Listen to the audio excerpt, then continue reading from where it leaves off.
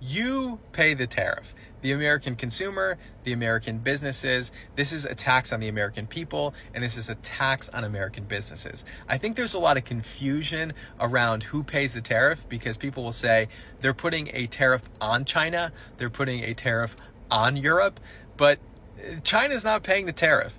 The American consumer and the American businesses pay the tariff. Simply put, tariffs are taxes, and in this case, on foreign imports. And the main thing people get wrong is who pays them. China isn't going to start paying more taxes to send us their stuff. We, as American corporations, are going to be the ones footing that bill. The fast fashion you wear from India and China, the girlies getting injectables, let me tell you, those drugs, those are made in the UK and Ireland. Corporations are here to make money. And when they spend more to get stuff, they're going to pass that cost on to you. Not only are raised tariffs going to make the cost of living go up for everyone, they're going to disproportionately impact lower income folks because these baseline necessities are going to be a larger portion of these people's incomes. That said, I just do not see a reality where tariffs don't lead to a higher price in your everyday life. Good day, everyone. Today we'll be diving deep into a topic that is shaking up wallets, businesses, and global markets: the Trump tariffs. You have heard the soundbites: America first, China's cheating, we are winning this world trade. But behind these headlines, people are feeling the heat. So, who's really paying for these tariffs, and how is it impacting everyday people like me and you? Let's break it down. What are tariffs, and why did Trump use them? First, quick recap: tariffs are basically taxes on imported goods. The idea is simple: make foreign goods look expensive and American-made goods look better in comparison. Under the Trump's administration, US slapped billions in tariffs on countries like China, Mexico, and the European Union. The biggest fight, the US-China trade war, where Trump imposed up to 25% tariffs on over $300 billion worth of Chinese products. But why? Trump said it was about fixing the trade deficit, protecting American jobs, punishing China for intellectual property theft and unfair trade practices. Sounds bold, right? But here is where it gets messy. Here is what most people don't realize. Tariffs aren't paid by the foreign country. They are paid by the importers in the US. So when a US company imports Chinese electronics, machineries, or even clothing, there's a 25% tariff slapped on it. Company either eats the cost or passes it on to you. So if you have noticed higher prices on electronics, washing machine, even groceries, that's not just inflation. Some of it is tariff driven. For example, a study found that the 2018 tariffs raised prices on the US goods by $57 billion in 1 year. Consumers paid more for less, not trying to keep up with the rising living costs. And then there are the farmers. China didn't sit back quietly. They retaliated by cutting imports of American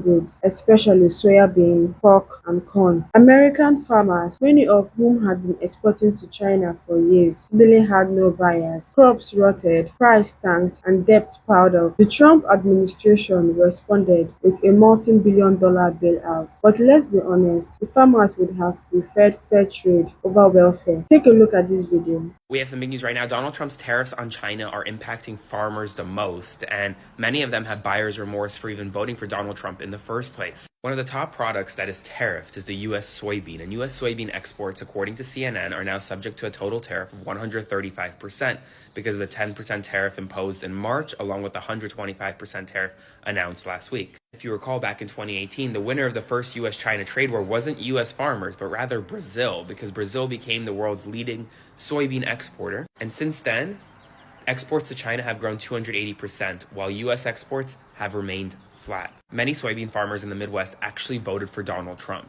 They come from states that are red states that voted for Donald Trump consistently, both in 2016 and in 2024. And Trump had long promised exemptions or support for farmers, but they haven't received any bailouts just yet. And some are now even having buyer's remorse because their businesses are going to suffer because they can't export the number of soybeans that they were before. It wasn't just farmers. American businesses, from big manufacturers, small retailers, found themselves trapped. Manufacturers that relied on parts saw their production costs skyrocket. Retailers had to choose between raising prices, laying off workers, or shutting down completely. A 2020 Fed study estimated that the tariff cost the US economy 300,000 jobs, the exact opposite of what was promised. Let's take a look at this video.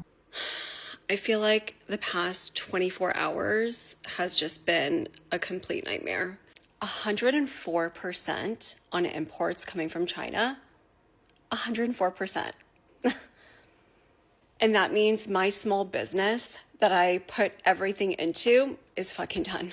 I quit my corporate job about a year and a half ago to chase my dreams. I designed and launched a kids fitness brand, and it was going great. I paid fair wages. I built relationships. And then overnight, the cost just more than doubled. My margins were gone. You know, my business doesn't pay for a yacht or a private jet. It pays for our daughter's swim classes. It covers groceries. It helps with babysitters for date nights. This isn't just numbers on a policy sheet. It's real people, real jobs, real families. And now I'm back at square one. So wish me luck. Okay, I want to talk real quick about how Trump's tariffs are affecting real small businesses. Okay, I own my own store, my own small business, and I sell crystals, tea, magic-y herbs, art, bath and body, all sorts of stuff. I make my own natural stone jewelry over here. I had a order made up for things I needed to reorder. I needed new crystals, new incense, all this stuff. Everything has gone up in price since when I had like put it in the cart. I haven't bought it yet. Everything has gone up in price by 20 to 30%, sometimes more depending on where it's coming from. And I already hear the right bargain. Well, just buy American. Just get those supplies from America. Yeah. I can't order like crystals, from America. Okay? I can. Look, I can. And I do often.